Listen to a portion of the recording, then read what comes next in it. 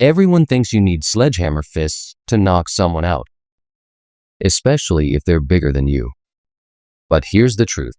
Size doesn't equal invincibility, and muscle doesn't always mean menace. Cut is not only power. Some of the nastiest knockouts in boxing history didn't come from the biggest punchers. They came from fighters who understood timing, accuracy, and pure fight IQ. So today, let's tear down the myth of brute force and show you exactly how smaller fighters can put bigger opponents to sleep, even without that one punch power. Here's the biggest lie in boxing, that knockouts only belong to power punchers. People is blessed with different abilities. Like he's blessed with a God-given ability that he crack you, 9 times out of 10 you're gonna go down. Sure, obviously, that's his ability. Yeah. I'm blessed with God-given eyes. My eyes is amazing. Tell that to Juan Manuel Marquez when he flatlined Manny Pacquiao with one perfectly timed right hand. Marquez wasn't a wrecking ball. He was a surgeon with gloves on. Same thing with Manny Pacquiao himself. He was never the biggest guy, but he folded Ricky Hatton in 2 rounds with speed, timing, and precision. That's the secret nobody tells you. Knockouts aren't just about how hard you swing, but about when you land. And the bigger the opponent, the bigger the opening, if you know how to exploit it.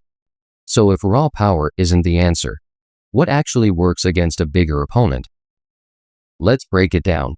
4 key weapons that turn the tables in your favor, starting with the most underrated killer in boxing: timing and counterpunching. Timing beats power every single time. And the key is knowing when to use it. He's a strong dude, but everybody at this top level have some type of power. But I think because my time was out, he was catching me in between shots. You don't try to outmuscle a bigger opponent, you wait for them to make the first move. Big fighters love to throw heavy shots, and heavy shots almost always come with a tell, a shoulder dip, a step forward, even just a split-second pause before the punch lands. That's your moment. Instead of trading fire, you let them overcommit, then snap back with a crisp counter right down the middle. It's not about how hard you hit, it's about catching them when they're wide open. The advantage of timing is simple: you make their power work against them. They bring the force, you bring the accuracy. And when you get the rhythm right, a smaller fighter suddenly becomes the most dangerous man in the ring. 2. Punching sensitive areas. On the lower section, the liver and the solar plexus, and on the head, the temple and the chin. First, the chin. It's the classic knockout button. Why? Because when you snap the chin sideways, the brain shakes like a loose light bulb in its socket. That's why you see guys collapse instantly, lights out before they even hit the canvas. Next, the temple. This one scrambles balance. A solid shot here doesn't always knock someone cold, but it makes their legs go jelly.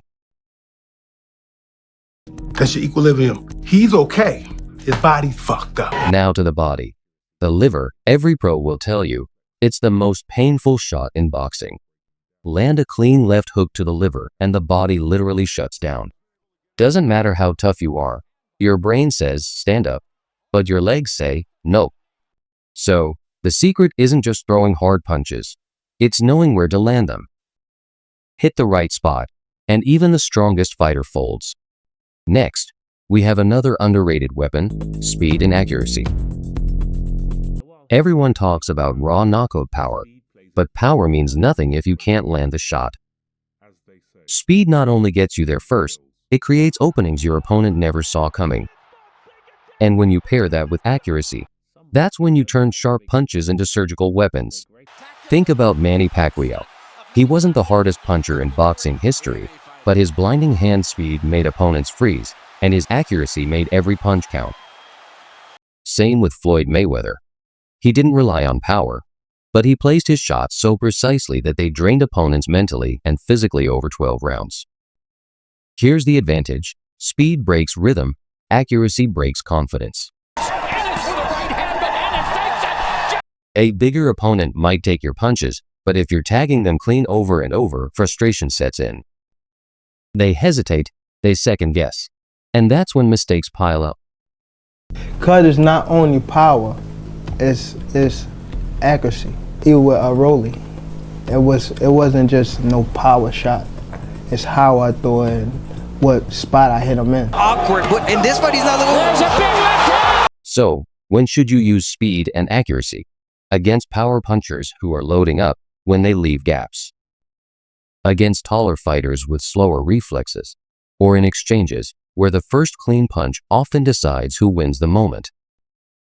At the end of the day, a well-timed, accurate jab or a quick 1-2 can be just as devastating as a knockout hook because it controls the fight. Speed and accuracy make the difference between throwing punches and landing punches that matter. Knowing when and where to use them, that's the real secret. And that's where we have our next weapon, Ring IQ. Ring IQ isn't about who's the fastest or who hits the hardest, it's about control. Knowing when to press forward, when to pivot out, when to throw 3 shots, and when to throw none at all. You can have all the power in the world, you can do what you do, but at this level is intelligence and IQ. Think of Alexander Usyk. He doesn't just outbox heavyweights with punches, he outthinks them. He'll circle just enough to make you reset, fire off a quick combination, then vanish before you can respond. That's not speed alone, that's IQ dictating the pace. Drills. Start with situational sparring, practice fighting off the ropes or controlling the center. Work on ring cutting, forcing a mover into corners. And watch tape, not just highlights, but the patterns that elite fighters use to control space. When you sharpen ring IQ, every punch becomes part of a bigger strategy. You're not just fighting your opponent's body, you're fighting his decisions. And if you can make the bigger man think twice, that's how you take control of the fight. And that's the beauty of ring IQ, knowing when to move, when to punch, and when to hold back. But let me throw it back to you. How do you fight? What are your best skills? And how do you use them to hurt your opponents? If you enjoyed this breakdown, hit subscribe and join the Boxer's Logic family, where fight IQ meets fight hype.